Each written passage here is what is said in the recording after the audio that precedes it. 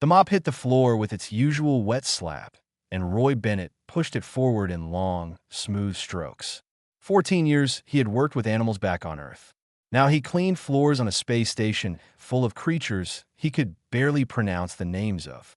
Life had a funny way of turning out different than expected. His cart squeaked as he rolled it down the quiet corridor. Most of the station staff had gone to sleep hours ago. The xenobiology wing always felt emptier at night, like a museum after closing time. Roy preferred it this way. Fewer people meant fewer conversations about why a former wildlife specialist was mopping floors in space. He was halfway through the main hallway when he heard it at a sound so small and broken that it made his hand stop moving. Roy tilted his head, listening. There was again a high-pitched cry, almost like a whimper. It came from somewhere deeper in the wing, past the observation rooms where they kept the rescued animals. Roy left his cart and followed the sound. His boots made soft thuds against the metal floor as he walked past darkened windows, showing empty enclosures. The crying grew louder with each step, not louder in volume, but more desperate, more afraid that he reached observation room 7 and stopped. Through the reinforced glass window, Roy saw them. 3 small dragons, each about the size of a large dog, huddled together in the center of an otherwise bare room. Their scales looked dull under the harsh overhead lights. One of them had its wings wrapped around the other 2, but all 3 were shaking. Their mouths opened in those terrible cries that Roy could now hear clearly through the door's speaker system. Roy checked the information panel beside the door. Draconix juveniles, orphaned when their nesting site was destroyed by a meteor strike. Brought here for observation and eventual relocation. Current status, stable but refusing food. Observation protocol, minimal contact to encourage independent adaptation. That he read that last line twice. Minimal contact, independent adaptation. The smallest dragon lifted its head and cried again. The sound went straight through Roy's chest like a blade. That he had seen this before. Back on Earth, when they brought in baby foxes whose mother had been hit by a car, or eagle chicks that fell from their nests. Young animals did not adapt to trauma by being left alone. They either died or they survived damaged. There was no strength in isolation for creatures too young to understand why they were suddenly alone. Roy looked at the camera mounted in the corner of the hallway. He looked at his wrist device, where his clearance level glowed in dim blue letters. Janitor, maintenance access only. Not authorized for specimen interaction. That he looked back at the dragons. The middle-sized one had started making a different sound now. Not quite a cry, but something worse. A hopeless sort of whine that said it had given up expecting help. Roy had heard that sound before, too. It was the sound animals made right before they stopped trying to live. His hand moved to the door panel before his brain caught up with the decision. Warning lights flashed yellow on his wrist device. Unauthorized access attempted. Security notification sent. Roy ignored it and pressed his palm against the panel anyway. The door slid open with a soft hiss. The dragons' heads snapped toward him. 6 eyes, bright as molten gold, fixed on Roy with a mixture of fear and desperate hope. The largest one bared its teeth. They were small but looked sharp enough to cause damage. Smoke puffed from its nostrils in tiny clouds. Roy stepped inside slowly and let the door close behind him. He held his hands out, palms up, and kept his body low. Old habits from a lifetime ago kicked in automatically. Make yourself smaller. Move slowly. Let them see you're not a threat. Hey there, Roy said quietly. His voice sounded too loud in the sterile room, so he brought it down to almost a whisper. Hey, it's okay. I know you're scared. The largest dragon hissed at him. Roy did not move. He lowered himself to sit cross-legged on the cold floor, several feet away from the huddled group. This was their space. He was the intruder. They needed to know he understood that. I'm not going to hurt you, Roy continued in that same soft voice. I know everything is scary right now. I know you don't understand where your family went or why you're in this place. The smallest dragon was watching him with its head tilted to one side. Its crying had stopped, replaced by shallow, quick breaths. Roy could see its little chest moving rapidly under those dull scales that he started humming. An old lullaby his grandmother used to sing when he was small enough to believe the world was safe. He did not remember the words anymore, but the melody had stayed with him. Low notes that seemed to fill the empty spaces of the room. Minutes passed. Roy just sat there, humming and waiting. His legs started to go numb, but he did not move. The dragons watched him. Their breathing began to slow, matching some rhythm in the tune he was humming. The smallest one took a step forward. Then another. Roy's heart hammered in his chest, but he kept his body still. He kept humming. The little dragon moved closer, its neck stretched out as if testing the air between them. Roy could see now that its scales were not dull everywhere. There were patches of deep blue and silver that caught the light when it moved. The dragon took one more step and pressed its wedge-shaped head against Roy's chest. The crying stopped completely. The little creature's body trembled against him, but different now. Not from fear, from relief, from finally feeling safe enough to let the terror drain away. Roy slowly, carefully, brought one hand up to rest on its back. The scales were warm and surprisingly soft at the edges. The other two dragons watched this for several heartbeats. Then they moved too, shuffling forward until all three were pressed against Roy in a pile of wings and tails and warm bodies. They made small, chirping sounds now, almost like purrs. Roy looked up at the camera in the corner of the room. A red light blinked steadily, recording everything. He was definitely going to get fired for this. Maybe worse. But the three dragons' arms had finally stopped crying, and Roy found he could not bring himself to care about cameras or protocols or consequences. Some things were more important than rules. Roy had fallen asleep at some point during the night. He woke up with his back against the wall, and three dragons sprawled across his lap like oversized cats. His legs had gone completely numb, and his neck hurt from the awkward angle, but he found himself smiling anyway. The smallest dragon, still pressed against his chest, opened one golden eye and made a soft chirping sound. Up close, Roy could see the individual scales along its snout, each one perfectly formed and overlapping like tiny shields. Beautiful, really. He wondered how anyone could look at these creatures and decide they needed less comfort rather than more. The door hissed open. Roy looked up to see Administrator Quilvin standing in the doorway. The insectoid's compound eyes reflected the light in dozens of tiny points. Its mandibles clicked together in what Roy had learned meant displeasure. "Mr. Bennett," Quilvin said, its voice buzzing through its translator device. "You have created a significant problem." Roy carefully shifted the dragons off his lap. They made protesting sounds, but moved, stretching their wings and yawning to show those needle-sharp teeth. The largest one positioned itself between Roy and Quilvin, still protective despite having accepted Roy during the night. They were crying, Roy said simply, climbing to his feet. His legs screamed with pins and needles as blood flow returned. They were adapting, Quilvin corrected. The Galactic Conservation Bureau has specific protocols for orphan juveniles. These protocols exist for important reasons. Roy brushed dragon shed scales off his janitor uniform. What reasons? These are babies. They watch their family die. You think leaving them alone in a bare room teaches them anything except that the universe is a cruel place? Quilvin's antennae twitched. I think you are projecting Earth mammal psychology onto beings you do not understand. Dragons are reptilian.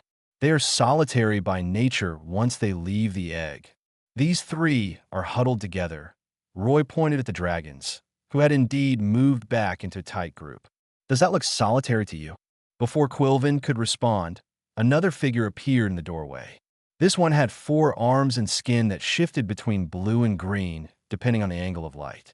Roy recognized Dr. Prill from the Xenobiology department.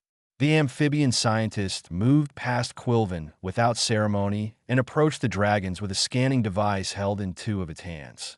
"Fascinating," Prill murmured, reading the data. "Administrator, look at these readings." Quilvin clicked over to peer at the device. Roy waited, still positioned protectively near the dragons, even though he knew he had no real authority here. He was probably minutes away from being escorted off the station. "Their stress hormone levels have dropped 87%, Prill said, genuine excitement in its translated voice. "Their scale luminosity index has improved by 43 points. Their heart rates are within normal juvenile ranges for the first time since arrival. Correlation does not imply, Quilvin began. And they ate. Prill interrupted, pointing to a bowl in the corner that Roy had not noticed before. It was empty now, but showed signs of having contained food. 3 days they refused all nutrition. Now the bowl is clean. Roy felt a small surge of pride, which he immediately felt silly about. He had not done anything except sit with them.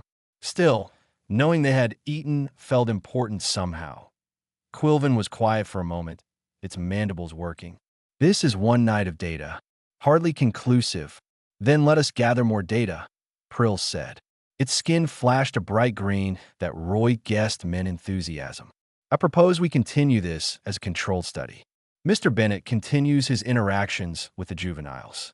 We monitor their development against historical data for orphan Draconix young. Absolutely not, Quilvin said immediately.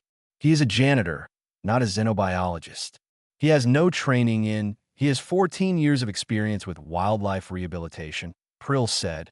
Roy blinked, surprised the doctor knew this. I accessed his employment history from Earth. He ran a successful center for orphaned and injured animals before funding collapsed. His methods were considered highly effective. Quilvin turned all its eyes on Roy. Is this true? Roy shrugged. I worked with Earth animals. These are dragons from another planet. Hardly the same thing. Yet your instincts appear sound, Prill said. Do you know what our success rate is with orphan Draconix juveniles using current protocols? 37%. The rest die from what we categorize as failure to thrive. They simply give up and stop living. The number hit Roy like a punch. 37%. That meant nearly 2 out of every 3 orphan dragons died, not from injury or illness, but from loneliness, from trauma, from being left alone with their fear. What exactly are you proposing, Doctor? Quilvin asked. A trial period. 30 days. Mr. Bennett becomes the primary caregiver for these 3 juveniles while continuing his other duties. We monitor everything. If their development suffers, we return to standard protocol. If it improves, we have discovered something that could change conservation efforts across the galaxy. The smallest dragon had walked over to Roy and was now leaning against his leg. He reached down automatically to scratch behind its head ridge. The dragon made a rumbling sound deep in its chest, almost like a cat purring.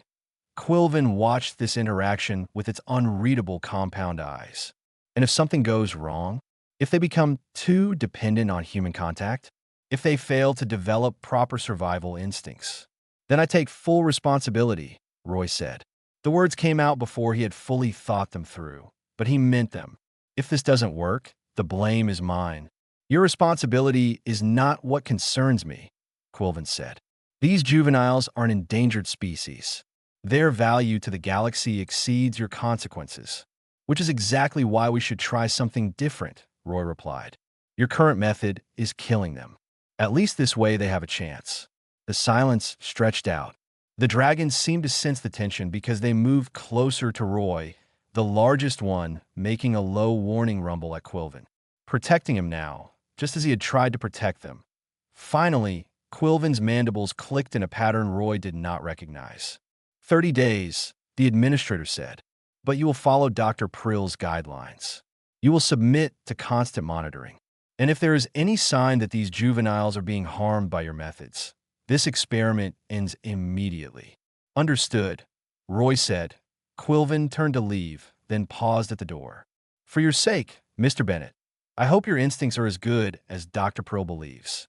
Because if those juveniles die, it will not be protocol that failed them. It will be you. The door slid shut behind the administrator. Prill made a sound that might have been a chuckle. Do not worry about Quilvin.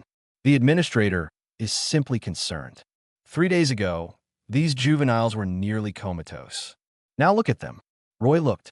All 3 dragons were arranged around him like petals around a flower. Their scales had already begun to show more color, more life. The smallest one was actually playing, pouncing at its own tail. What do I do now? Roy asked. Feed them. Talk to them.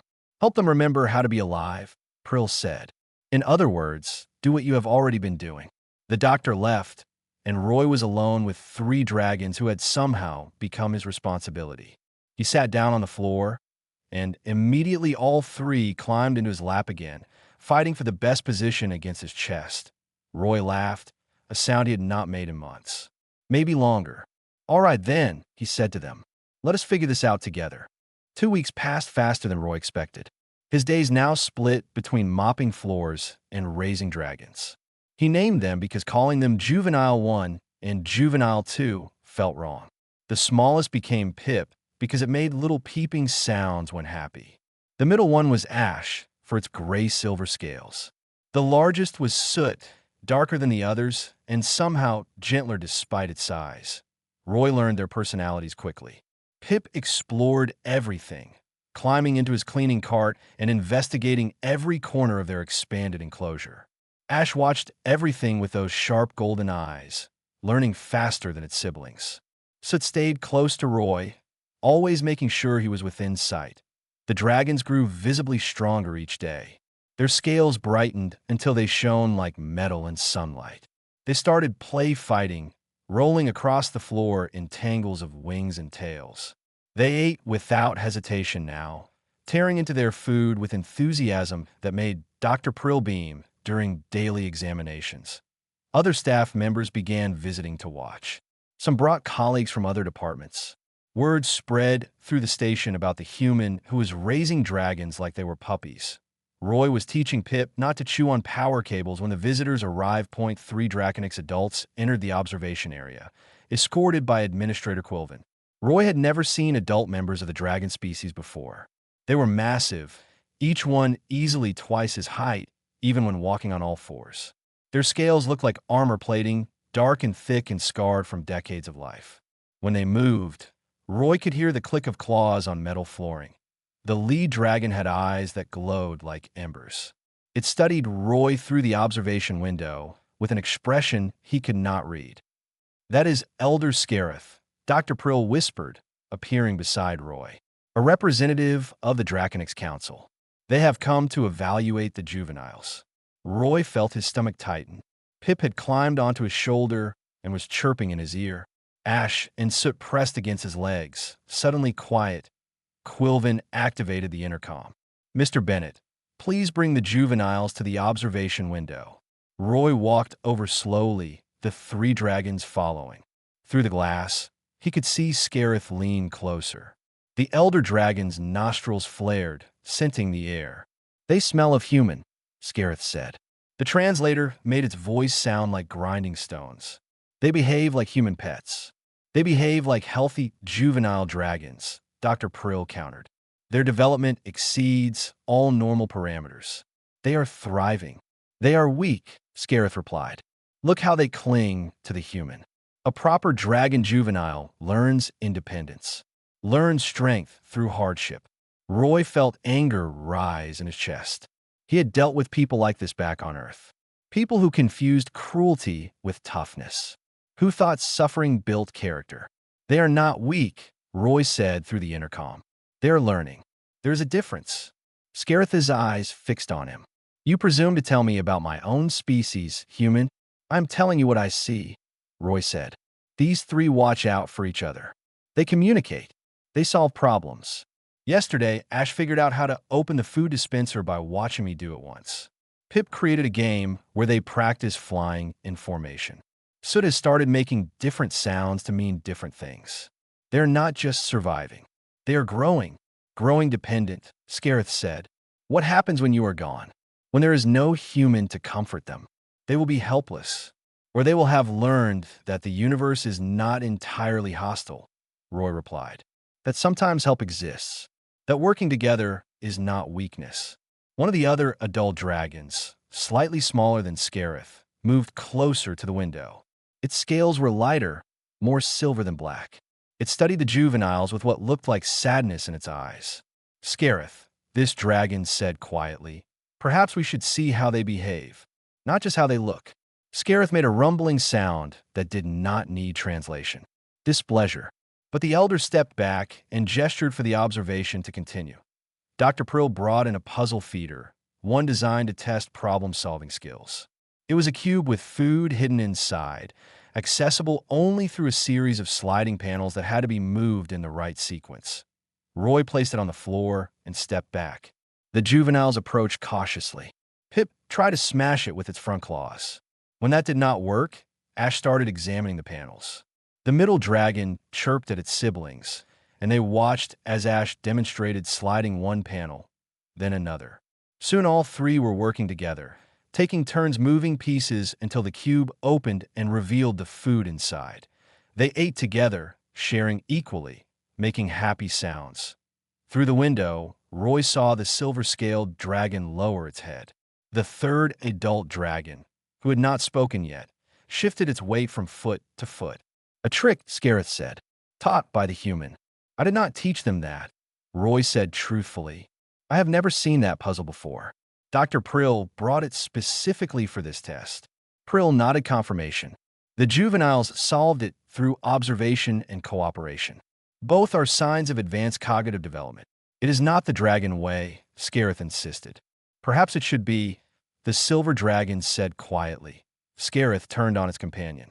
You forget our history, Mareth. You forget what made our species strong. The silver dragon, Mareth, met Scareth's gaze without flinching. I forget nothing. I remember when we were more than survivors. Before the plague. Before we lost so many that our hatchlings had to raise themselves or die. We made a virtue of necessity, Scareth. We called our trauma tradition. The silence that followed felt heavy. Roy did not understand all the context, but he understood the weight of those words. Something had happened in the dragon's past. Something that changed how they raised their young. These juveniles are healthy, Mareth continued. Look at them. Truly look.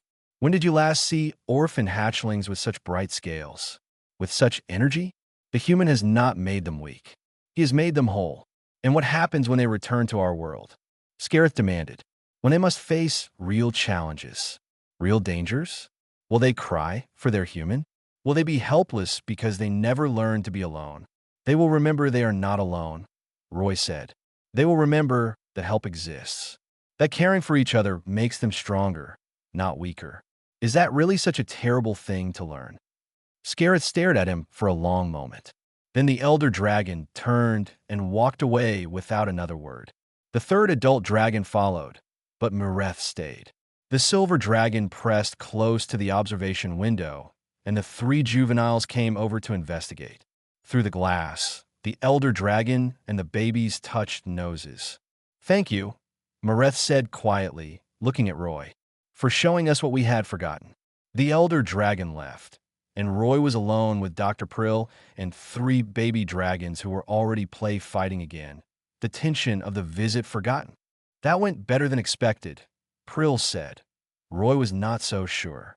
The way Scareth had left felt less like acceptance and more like a brewing storm. But the three juveniles were safe for now. That was enough for now. News traveled fast through the galactic network.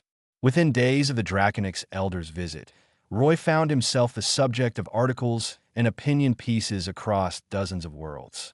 Some called him a revolutionary. Others called him dangerous. Most just called him the human who hugged dragons. The three juveniles were now the size of large horses. Their wings had strengthened enough for short flights across the biodome where they spent their afternoons. Roy watched Pip attempt a barrel roll and crash into a tree with more enthusiasm than skill. Ash landed gracefully on a rock and preened as if the whole thing had been a planned lesson. Sid circled back to check on Roy before joining the others. They do not need you anymore, a voice said behind him. Roy turned to find Mareth, the silver dragon elder, standing at the biodome entrance. In daylight, the elder's scars were more visible, long lines across the snout and neck. A damaged wing that sat at a slightly wrong angle. Marks of a life lived hard. They still sleep curled up against me every night, Roy said. So I think they still need me a little. Perhaps. Mareth walked closer, moving with surprising quiet for such a large creature. Or perhaps you need them. The words hit closer than Roy wanted to admit. He had been happy these past weeks. Really happy.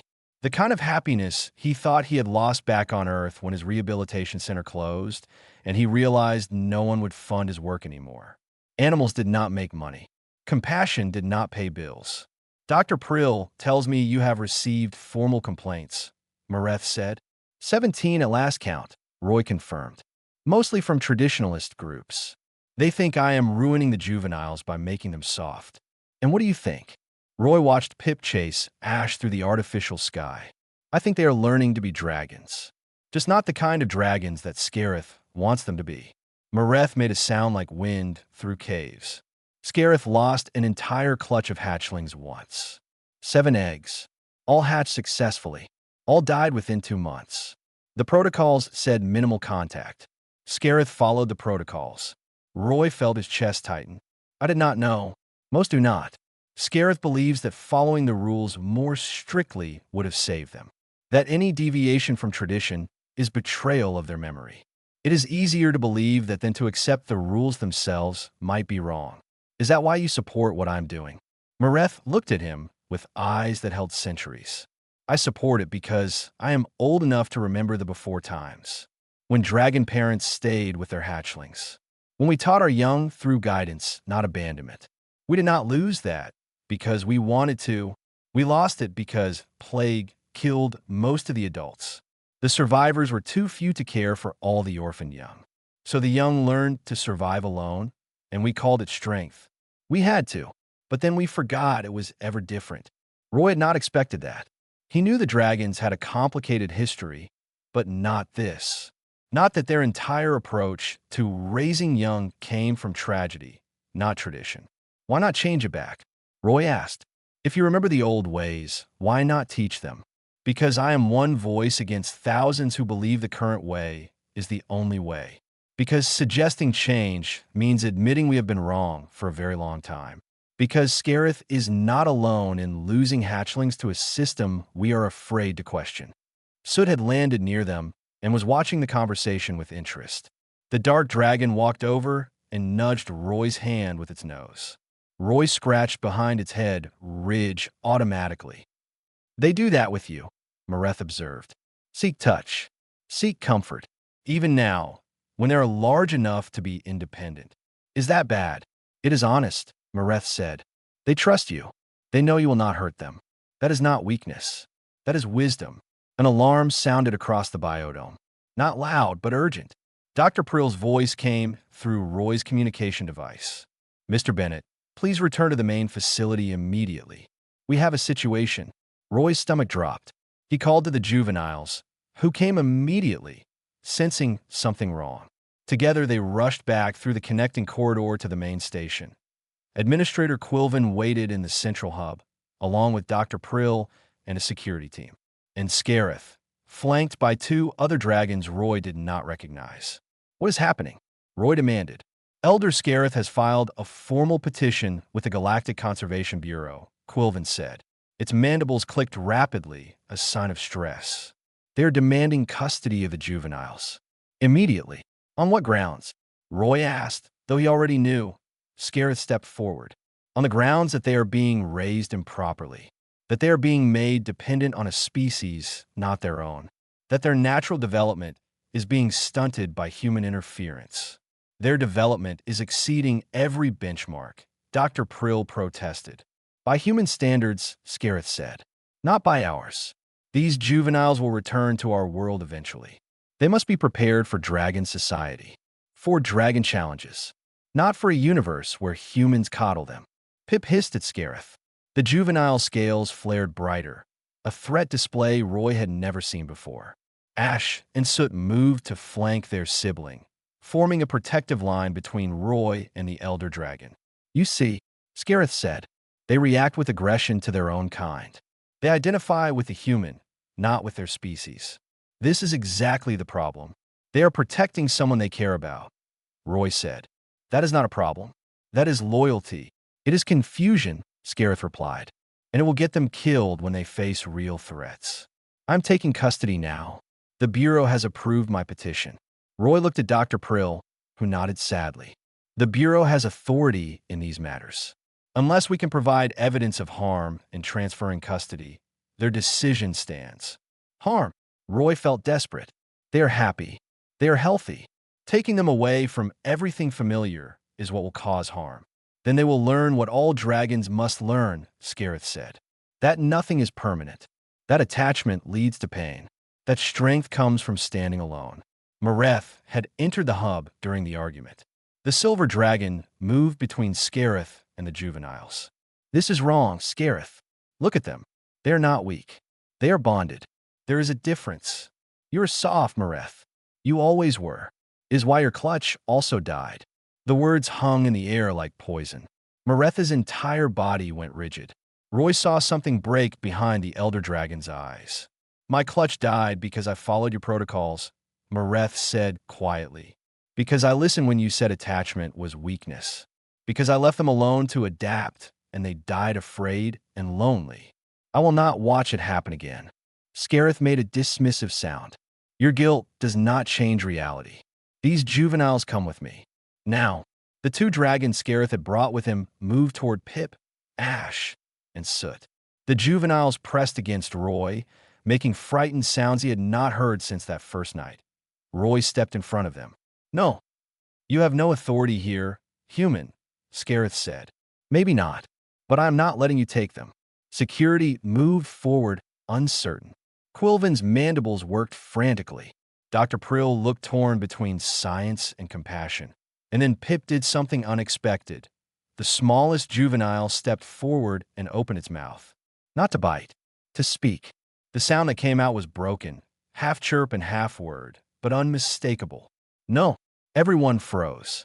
Dragons did not speak Common Galactic. Their mouths were not shaped for it.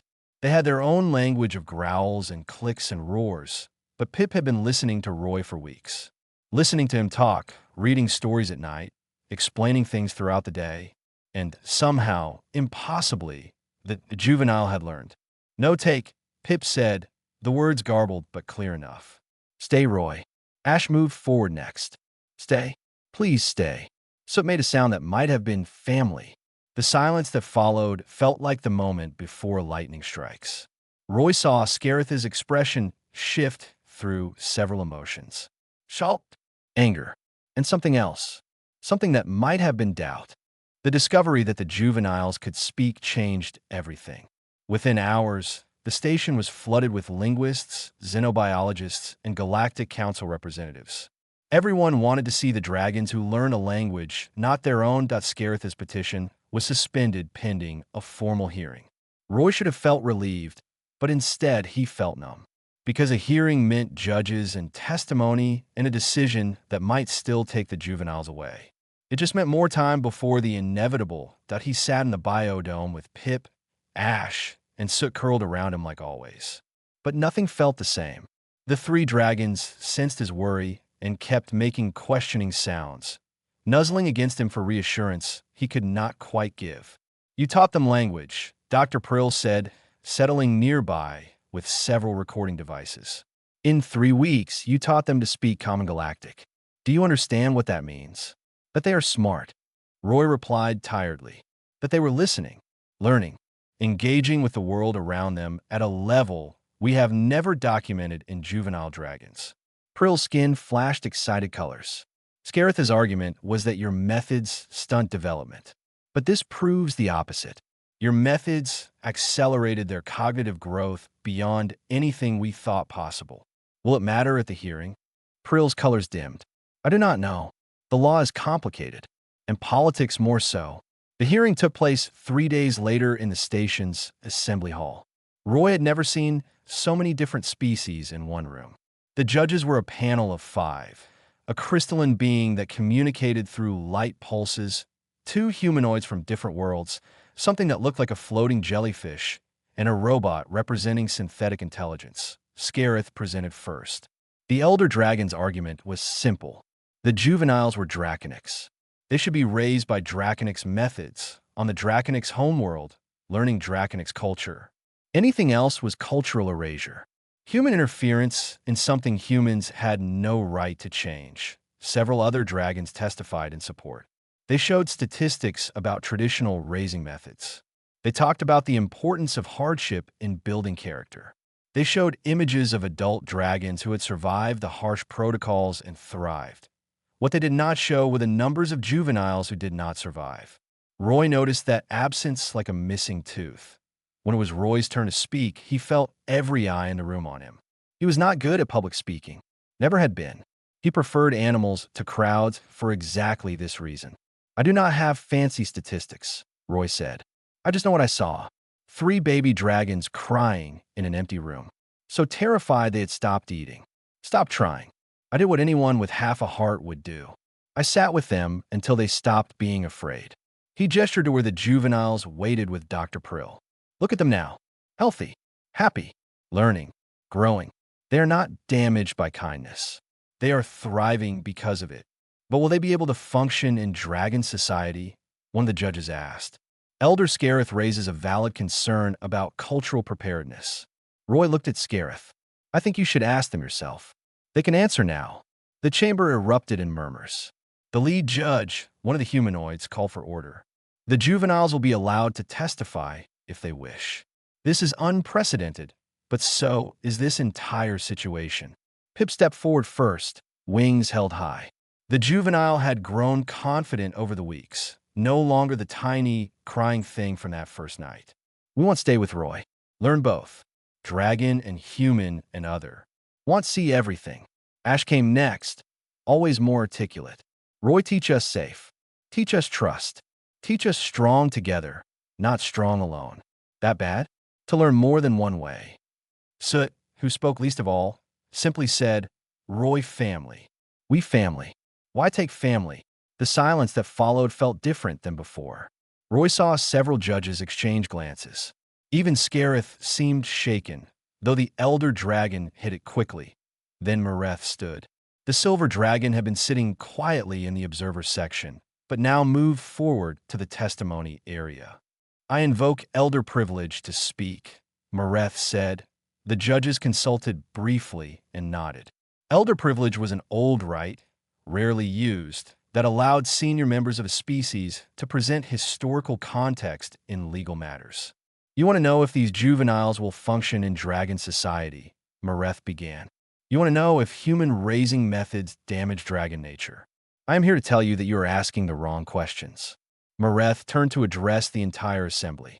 5,000 years ago, plague killed 80% of adult dragons. Hatchlings were left orphaned by the millions. There were not enough adults to care for them all, so the young learned to survive alone or they died. We praised the survivors and called their trauma strength. We made protocols from our failures and named them tradition. The murmur through the crowd grew louder. Other dragons in the audience shifted uncomfortably. But before the plague, we raised our young differently. Parents stayed with hatchlings, taught them, comforted them, built bonds that lasted lifetimes. We were not weaker then. We were not soft. We were whole. Maretha's voice carried authority that even Scareth could not dismiss. This human did not impose foreign methods on dragon young. He stumbled onto our own forgotten ways. And the juveniles responded because dragon nature remembers what dragon culture forgot. Scareth stood abruptly. You speak of ancient history. The galaxy has changed. Dragons have changed. We cannot go back. I am not suggesting we go back, Mareth said. I am suggesting we go forward. Take the best of what we were and combine it with the best of what we learned. These juveniles are not damaged by having both. They are enriched by it. One of the judges, the crystalline being, pulsed with light. The translator rendered it as speech. The question before us is not whether human methods work. Clearly they do. The question is whether we have the right to impose them. Roy, not impose, Pip said suddenly. We choose. We want learn. We want grow. We choose Roy and Roy choose us. Why others decide. Roy felt his throat tighten. He had not taught Pip that argument. The juvenile had reasoned it independently. The floating jellyfish judge spoke next. The juvenile raises an interesting point. At what age do we recognize individual choice? These 3 demonstrate clear cognitive function and self-awareness. Do they not have the right to choose their own path? They are children, Scareth said. Children cannot make such choices. They are children who can speak 3 languages, solve complex puzzles, and articulate their own needs, the robot judge replied. At what point does their opinion matter? The debate continued for another hour. Legal precedents were cited. Philosophers were quoted. Arguments grew heated. But Roy noticed something. The tone had shifted. It was no longer about whether his methods worked. It was about autonomy. Choice. What rights juveniles had to decide their own future. Finally, the judges called for a recess to deliberate. Roy returned to the waiting area with the juveniles pressed against him. "Did we do good?" Ash asked. "You did perfect," Roy said. Mareth approached, with Scareth close behind. The two elder dragons faced each other with decades of history between them. "You have poisoned the juveniles against their own kind," Scareth said to Roy. "They will never fully be dragons now. Or they will be something better," Mareth replied. "Dragons who can bridge worlds, who can teach us what we lost.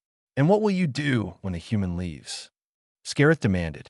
"When he grows old and dies, and they are alone again, you're setting them up for greater pain." Roy had not let himself think about that. But it was true. Humans lived shorter lives than dragons. These three would outlive him by centuries. "Then they will grieve," Roy said quietly. "And they will remember they were loved. And they will know how to love others in turn." "That seems like a good legacy to me." Scareth stared at him for a long moment. Then the elder dragon turned and walked away without another word. The judges returned an hour later with their decision. The lead judge stood, and the assembly hall fell silent. "This panel has reached a decision. The juveniles will remain in the care of Roy Bennett for the duration of their developmental period. However, they will also receive cultural education from Elder Mareth and spend time learning Draconic traditions. Upon reaching maturity, the juveniles themselves will choose where and how they wish to live." Roy felt the tension drain from his body. Beside him, the three juveniles made happy chirping sounds and pressed closer. It was not a complete victory, but it was enough. They had time. Scareth rose from the audience section. "This is a mistake. You will see. Those juveniles will be damaged by this decision. Then we will learn from that mistake," the judge replied. "But we will not return to a system that has a 63% failure rate simply because it is familiar." The elder dragon left without another word, followed by several supporters. But Roy noticed that not all the dragons left. Some stayed, watching the juveniles with expressions that ranged from curiosity to hope. Over the following months, a new pattern emerged. Roy continued his work with the juveniles each day, teaching them, playing with them, being the steady presence they needed. But now Mareth came regularly too, teaching dragon history and culture, teaching them to speak proper Draconics, not just common Galactic, teaching them the songs and stories that had been passed down for generations. The juveniles absorbed it all. They were like sponges, eager for every piece of knowledge. They learned to hunt from Mareth and to show compassion from Roy. They learned dragon pride and human empathy. They became something new, something that belonged to both worlds and neither. Other orphan dragons began arriving at the station. Word had spread about the program's success. Roy found himself training other caregivers, teaching them the methods that worked. Not just humans, but beings from a dozen different species who wanted to help. The empty observation rooms filled with young dragons, all receiving both comfort and cultural education. The program expanded beyond dragons. Other species requested similar approaches for their own orphaned young. Dr. Prill was promoted to head an entire new department focused on what they called integrated care development. Roy became the director of interspecies comfort programs, though he still insisted on mopping floors sometimes because it helped him think. Pip, Ash, and Soot grew larger with each passing month. Soon they were the size of small shuttles. Their scales shone like polished metal. Their wings could carry them for miles.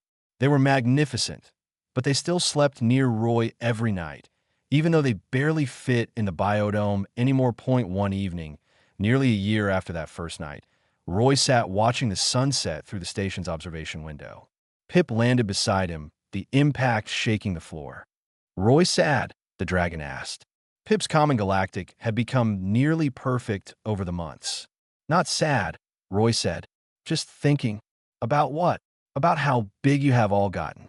About how soon you will not need me anymore." Pip made a snorting sound that Roy had learned meant amusement. "We always need you, just different ways. Like you always need us. What did you get so wise? You teach us. Mareth, teach us. We learn from everyone. They make us wise. Ash and Soot landed nearby, folding their enormous wings. The three dragons settled around Roy like they had that very first night, though now their heads were level with his chest instead of pressed against it. Mareth say we can go home soon, Ash said. To Dragon World. See where we come from. Roy felt his chest tighten, but nodded. You should. It is important to know your roots. You come too. Sid asked hopefully. If you want me there. Of course want, Pip said. You family. Families stay together. The word family hit Roy hard. He had not had real family in years. His parents were gone. His sister had stopped talking to him when he spent their inheritance on the rehabilitation center that failed. He had been alone for so long he forgot what belonging felt like. Until three crying dragons changed everything that a month later, they stood on the landing platform of the Draconix homeworld. Roy had never seen anything like it. Mountains of black stone that touched the clouds. Valleys filled with crystal formations that sang in the wind. And dragons. Hundreds of them, flying through the sky like schools of massive, beautiful fish. Scareth waited at the landing pad, along with a delegation of dragon elders. The old dragon looked the same, scarred and stern and disapproving. So you have brought them home, Scareth said. Let us see how they compare to properly raised dragons. What followed was a series of tests. Flight challenges, hunting exercises, problem-solving tasks. Pip, Ash, and Soot performed admirably, but Roy noticed they did things differently than the other young dragons. When they hunted, they worked together instead of competing. When they solved puzzles, they talked through strategies. When they flew, they watched out for each other. Scareth saw it too. They are too cooperative, too soft. A dragon must be able to stand alone. They can stand alone, Mareth said. The silver dragon had accompanied them to the homeworld. They simply choose not to when there is another option. That is not weakness. That is wisdom. A young dragon, maybe twice the juvenile's age, landed nearby. It was injured, one wing held at an awkward angle. The local dragons moved away from it, giving it space to manage alone. That was the way. An injured dragon recovered independently, or it did not recover at all, but Soot did not move away. The gentle, dark dragon approached the injured one carefully, making soft sounds. Roy had seen this before. Soot had developed an ability to sense pain in others and respond to it. The injured dragon hissed a warning, but Soot did not retreat. Instead, Soot began humming. The same lullaby Roy had hummed that first night. The injured dragon's aggressive posture slowly relaxed. Soot settled nearby, offering presents without demanding anything. Other dragons watched this interaction with confusion, some with disapproval, but Roy saw a few younger ones watching with something else. Interest, maybe even longing. Over the next weeks, something shifted in the dragon community. Young dragons began approaching Pip, Ash, and Soot, asking questions about their time with Roy, about what they learned, about why they were different. The three juveniles shared everything freely, teaching the cooperation and empathy they had learned. Not all the older dragons approved. Scareth certainly did not. But Roy noticed that fewer young dragons were dying of failure to thrive. The survival rate for orphan dragons on the homeworld was improving slowly, but measurably. One evening, Scareth found Roy sitting alone near the Crystal Valleys. You have changed things here, the elder dragon said. Whether for better or worse remains to be seen. I just taught three scared babies that they were not alone, Roy replied. Everything else was them. They will outlive you by centuries. They will watch you age and die. You have given them that pain. Yes, and they will also have centuries of life ahead of them, knowing that they are capable of love, that they can form bonds that matter, that the universe holds kindness as well as cruelty. I think that trade is worth it. Scareth was quiet for a long moment. My hatchlings died because I was afraid to show them weakness. I thought strength meant distance. I was wrong. The admission shocked Roy more than anything else that had happened. I still believe you are changing us in ways we may regret, Scareth continued. But I can no longer deny that what we were doing was failing. Perhaps your way is not the answer, but perhaps our way was not either. Perhaps the answer is somewhere between. The elder dragon left, and Roy sat watching the crystal valleys sing their wordless songs. Pip found him there later, landing with surprising grace for a creature so large. Mireth say you leave soon. Go back to station, Pip said. I have other dragons to help. The program has expanded. But I will visit. I promise. We know. We can visit too. Bring others. Teach them what we learned. Make bridge between human world and dragon world. Roy smiled. When did you get so grown up? You teach us to grow. Teach us to care. Teach us to be more than just survive. Pip pressed a massive head against Roy's chest, just like that first night. You teach us to live. Now we teach others. Your lesson, keep going. Forever. Ash and Soot joined them, and the four of them sat together as stars began to appear in the darkening sky. Roy thought about that first night, about 3 terrified dragons crying in an empty room, about a broken man with a mop who decided rules mattered less than compassion, about how one small act of kindness had somehow grown into something larger than he ever imagined. Maybe he did not save the dragons. Maybe they saved each other. The stars shone brighter, and somewhere in the distance, young dragons were learning that strength and love were not opposites. That you could be both fierce and gentle. That the universe was harsh, but you did not have to face it alone. Roy closed his eyes and listened to the sound of 3 dragons breathing beside him, alive and whole and ready to change their world. IT was enough, that IT was everything.